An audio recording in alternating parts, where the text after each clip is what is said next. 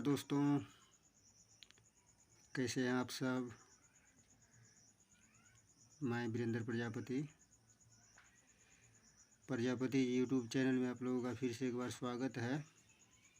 और आप लोगों के बीच बहुत ही ज़बरदस्त गीत लेकर आ गया हूँ, जो कि यह मेरा बोलबम का दूसरा सॉन्ग है। बहुत ही अच्छा तर्ज है ये इस गीत का, जो कि कोको कोला सॉन्ग का तर्ज मैंने लिया है। तो बहुत ही प्यारा गीत है। तो आशा करते हैं कि आप लोगों को यह गीत बहुत ही अच्छा लगेगा।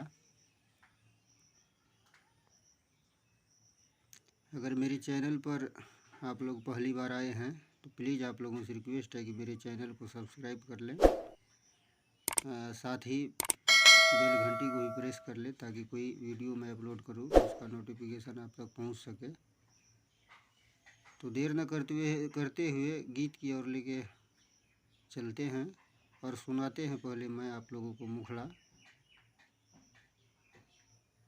कान्हा पे कावर लेके आइल बानी पूजे, दुनिया में रउआ सिवा केहू न दूजे। कान्हा पे कावर लेके आइल बानी पूजे, दुनिया में रउआ सिवा केहू न दूजे। भगतन के दर्शन दे दी रउआ बम भोला हो, रउआ बम भोला। हे बाबा लेके आइल बानी भंग गोला, हे बाबा लेके आइल बानी भंग गोला। जल्दी खोली न केवड़िया, दुख बड़ी बम सबके होला।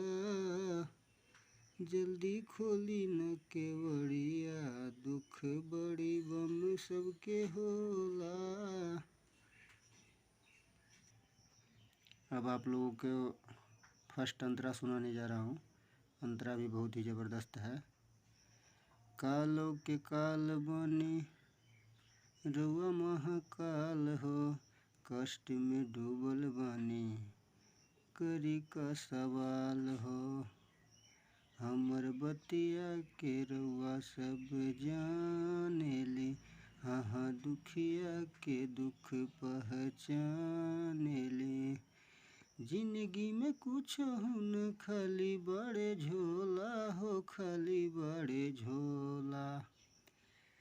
हे बाबा लेके आइल बानी भंग गोला, हे बाबा लेके आइल बानी भंग गोला।